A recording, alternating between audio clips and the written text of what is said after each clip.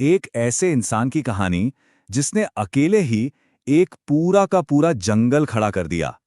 जरा सोचिए, एक अकेला इंसान जिसकी कोई मदद करने वाला नहीं, और वो 1300 एकड़ से भी बड़ा जंगल बना देता है। नहीं, ये कोई फिल्मी कहानी नहीं है, ये एक जिंदा सच्चाई है। तो ये कहानी शुरू होती है एक ऐसी जगह से जो समझिए कि अपनी आखिरी सांसें गिन रही थी। साल था 1979। जगह थी असम का माजुली द्वीप। यहां एक ऐसी भयानक बाढ़ आई जिसने सब कुछ तबाह कर दिया। और जब पानी उतरा ना, तो पीछे सिर्फ वीरान जमीन और मौत बची थी। एक नौजवान थे, जाधव पायेंग। उन्होंने अपनी आंखों से देखा सैकड़ों सांपों को, दूसरे जानवरों को गर्मी से बिना पेड़ की छाया के तड़प तड़प कर मरते हुए। वो मंजर उनके दिल में एक नासूर की तरह चुभ गया। और बस उसी दर्द भरे पल में उन्होंने एक ऐसा फैसला लिया, एक ऐसा प्रण लिया जिसने न सिर्फ उनकी बल्कि उस पूरी बंजर जमीन की किस्मत हमेशा के लिए बदल दी। अब आमतौर पर ऐसी तबाही के बाद क्या होता है? लोग प्रोटेस्ट करते हैं, सरकार से मदद मांगते हैं, इंतजार करते हैं, है ना? लेकिन जाधव ने इन सब में एक पल भी बर्बाद नहीं किया। उन्होंने बस एक कुदाल उठाई और पौधे लगाना शुरू कर दिया। बस इतना सा। तो उनके पास था क्या इस काम के लिए? कोई सरकारी मदद? बिल्कुल नहीं। कोई टीम? वो भी नहीं। क्या बहुत सारा पैसा था? ना। उनके पास सिर्फ एक चीज थी, एक जिद। दशकों तक, हर रोज, बिना थके, बिना रुके, बस लगे रहने की जिद। और यही उनके पूरे जीवन का फॉर्मूला बन गया। एक छोटा सा काम जब हर दिन रोज बरोज किया जाता है, तो वो एक बहुत बड़ा असर पैदा करता है। तो चलिए अब देखते हैं कि इस दशकों लंबी खामोश तपस्या ने आखिरकार किस चमत्कार को जन्म दिया। जो जमीन 1979 में सिर्फ एक बंजर रेत का टीला थी, वही 1990 तक एक हरा भरा जंगल बनने लगी थी।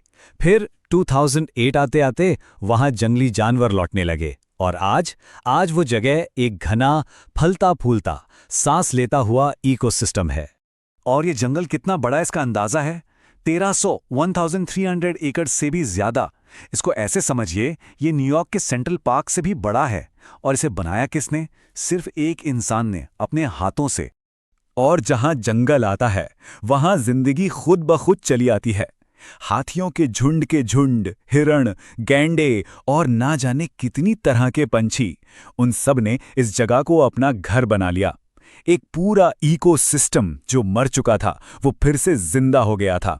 इतने साल, इतने दशक गुमनामी में काम करने के बाद आखिरकार दुनिया की नजर इस अद्भुत काम पर पड़ी। दशकों तक किसी को भनक तक नहीं लगी कि एक इंसान चुपचाप इतना बड़ा चमत्कार कर रहा है। उन्हें न तो कोई नाम चाहिए था, न कोई पहचान। वो तो बस अपना काम किए जा रहे थे। और शायद यही इस कहानी की सबसे बड़ी सीख है कि जो असली हीरो होते हैं ना, वो शोर नहीं मचाते, वो बस खामोशी से अपना काम करते हैं। देर से ही सही, लेकिन दुनिया ने आखिरकार उनके इस महान काम को पहचाना। भारत सरकार ने उन्हें पद्मश्री से सम्मानित किया, जो इस देश के सबसे बड़े नागरिक सम्मानों में से एक है। लेकिन उनकी ये कहानी सिर्फ उनकी नहीं है। ये आज हम सब के लिए, पूरी दुनिया के लिए एक बहुत बहुत जरूरी संदेश है। आज हम सब देख रहे हैं क्लाइमेट चेंज का खतरा, कटते हुए जंगलों का संकट।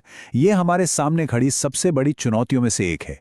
ऐसे में जाधव पायेंग का काम और भी ज्यादा मायने रखता है, क्योंकि उनकी कहानी इस बात का जिंदा सबूत है कि एक अकेला इंसान भी अगर मन में ठान ले, तो इस दुनिया में हरियाली लौटा सकता है। ये घने अंधेरे के बीच उम्मीद की एक हरी भरी किरण जैसी है।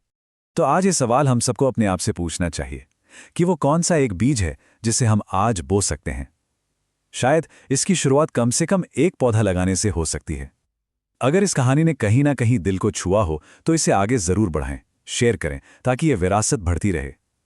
लाइक और सब्सक्राइब करने से इस तरह की जरूरी बातें और भी लोगों तक पहुंच पाती हैं।